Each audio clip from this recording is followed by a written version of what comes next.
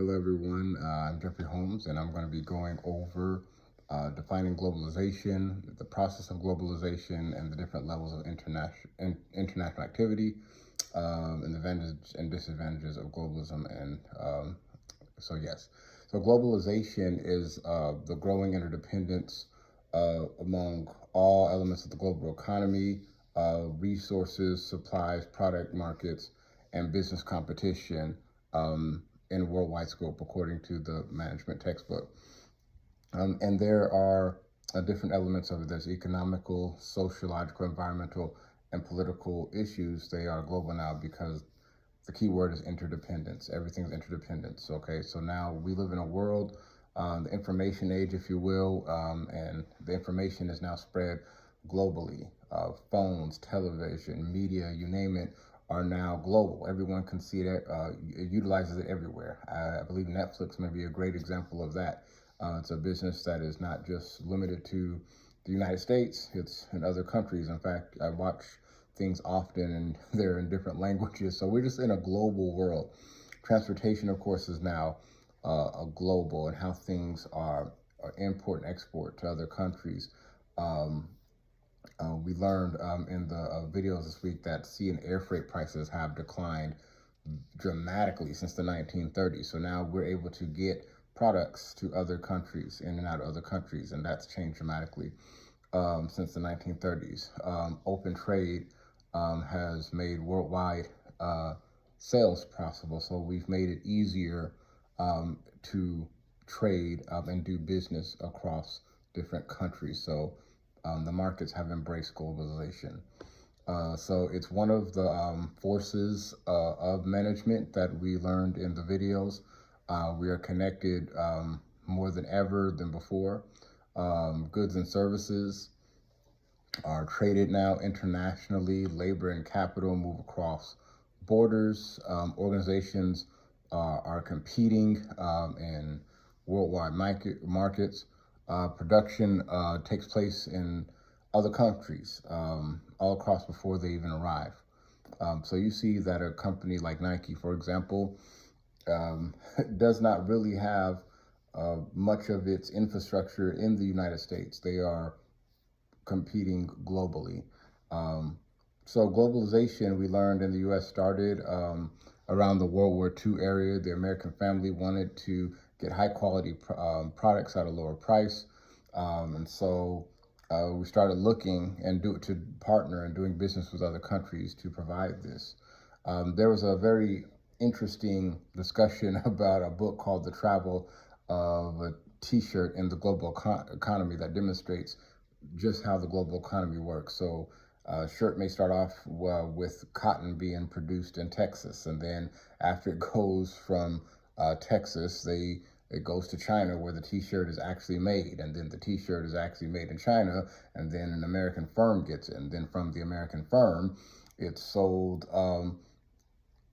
at an actual store in Florida, and then the store in Florida gives it to a customer who purchases it, and then that customer, after a while, donates the shirt when it doesn't want it anymore to charity, and then a recycling firm gets the shirt, and then that shirt finally is sold somewhere to another country. I think East Africa is the example they gave, and now it's gone. This T-shirt has gone through this whole, has traveled all across the world basically, and that's the world we live in, globalization, where products and services and labor are done all globally. Even if the firm is based in, for example, the United States of America, they may have some of their products and materials produced, manufactured, and put together in another country,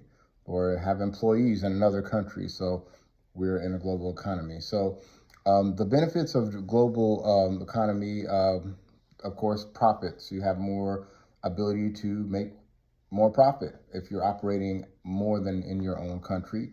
You get more customers, there's suppliers, there's the labor, and the cost of making products is cheaper in other countries.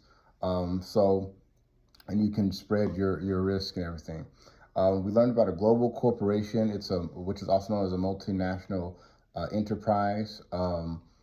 And global sourcing is a key term because that's how we buy materials or services from around the world. And so we learned from one of the videos on globalization how economic international exports have increased in the last 60 years, selling domestic goods to foreign markets. Exporting and importing goods is a regular practice now. It's the norm for large corporations. And there's 4 levels of international activity. Domestic business. So domestic business does business in one particular country. So In-N-Out is a great example of that. In-N-Out actually, even in the United States, focuses a lot of its business on a certain region of the United States. And then you have an international business. They may have a few, I think Lowe's was an example. They may have some business in another country, but not much. Most of their business still operates in one country.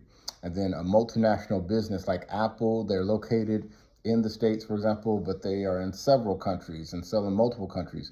And a global business, which is hard to define which business actually is global, is not necessarily tied to any one country. And maybe Amazon may be an example of that. So again, that's the levels. Advantages and disadvantages. Expanded, like I said, market growth opportunities. You get more business. It helps companies grow. Sometimes it's a mutual benefit for multiple countries, right? The people who actually produce the product can benefit from it, and the corporation itself. But there's disadvantages. There could be exploitation. Sometimes loss of cultural identity for organizations. There's ethical, environmental concerns that can be had.